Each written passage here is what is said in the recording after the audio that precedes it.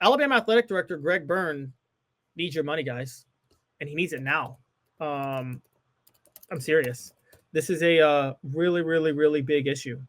Alabama is trying to go cure cancer, and they need your money. No, I'm kidding. They just need more NIL money to buy players.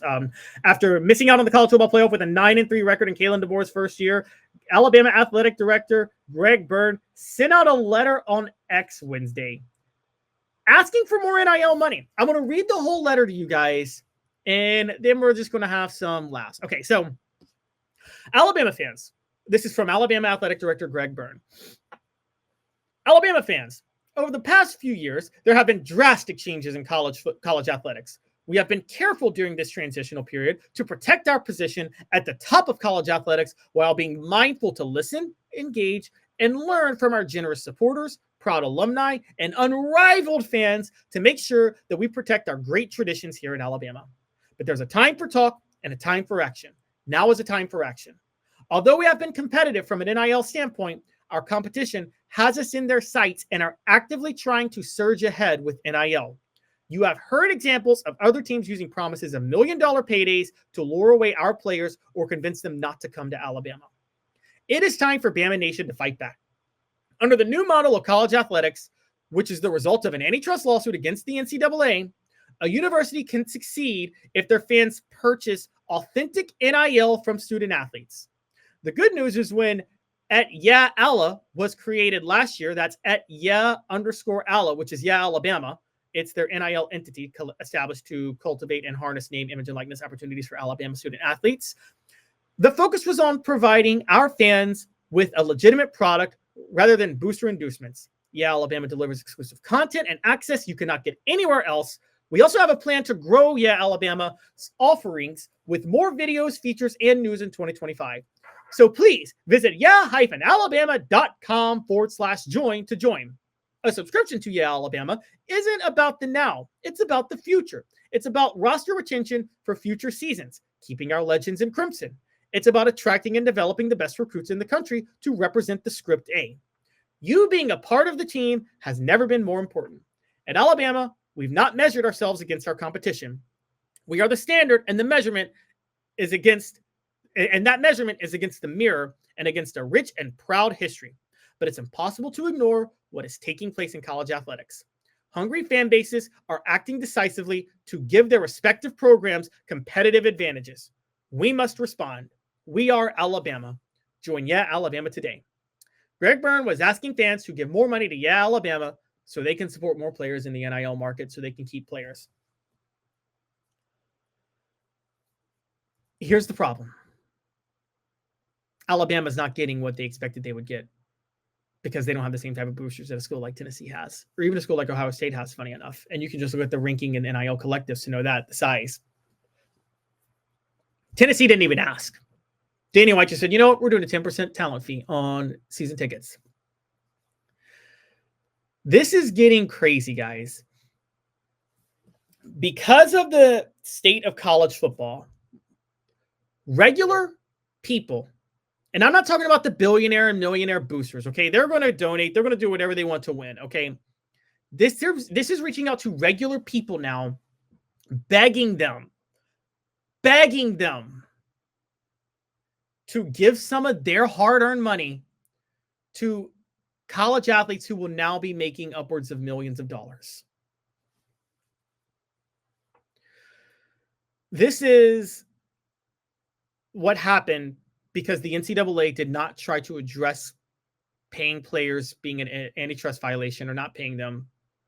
And so the court stepped in and struck it down. And now there's been no guardrails. Here's the real fix to the situation. And it's one that nobody wants to admit, but it's actually going to happen. And board members are going to see this soon enough.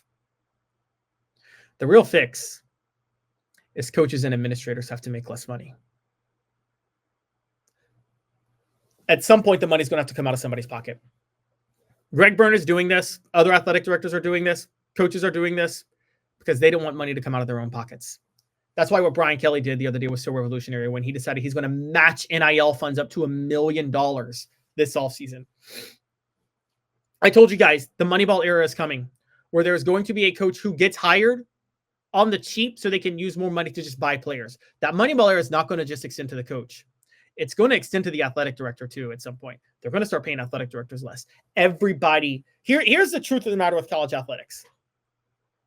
Yes, they're trying to raise more money, but there's a finite amount of the pie that everybody can get. The pie has a finite limit. The question is just going to be how that pie is divided. And this is why I'm not as worried about it, because I do think it'll sort itself out. I wanted the whole reason players weren't getting paid before, the whole reason the NCAA fought it for so long is what we all knew. That the less they had to pay players, which was nothing, the more they could line their own pockets with all the revenue the players were generating. The problem, the root cause of the problem with college football now and college athletics is not that players can get paid. It's that administrators and officials want to keep lining their pockets the way they were before, while the players are now getting paid. You can't do that. There's only a finite amount of money. So what do? They have to go find other sources of revenue for it. Because honestly, other people are going to start to realize that the first people to go will be them. This is the problem. And so I think I talked in the last segment about Diego Pavia. Guardrails have to be set up for eligibility. That's a big one. I don't really think guardrails have to be set up for this. I don't. I think the market's going to work itself out. I think people are going to start to realize that there's just too much money going around to unimportant administrators and people. And what will happen is their jobs will phase out. You ever worked in a corporation, guys? And I was coming out of college here in the 2008 crash, so I don't know, but I do know during recessions, many times corporations try to tighten their budgets. But you guys have all worked in businesses before where you see 5, 6, 7, 10 people in management positions and upper management positions. I'm not saying upper management isn't important. I'm for managers. I'm okay with that. I'm saying there are some people who have those roles who you're like, oh, they don't do anything valuable. Just get rid of them. And they collect big salaries. They make one decision a year. And you're like, what are they doing? And eventually the time comes where they got to get rid of that position. Now, what a lot of times they do is they phase out those positions, which is once a manager retires, they just don't replace them or things like that. Or once a manager leaves, they just don't replace them. That's the state of college football and college athletics now. What's going to happen in the future is more and more positions are going to be eliminated, or the replacement of those positions will take less money or be offered less money. Because the only way for this to be fixed going forward is administrators and coaches are just going to have to take a smaller piece of the pie. That's not something they want to do.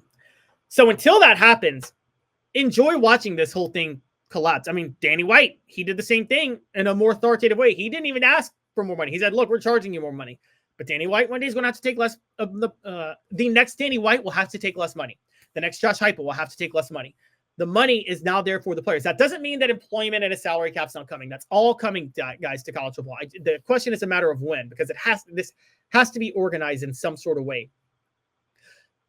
But the fundamental structure is that players are taking more of the pie from the administrators.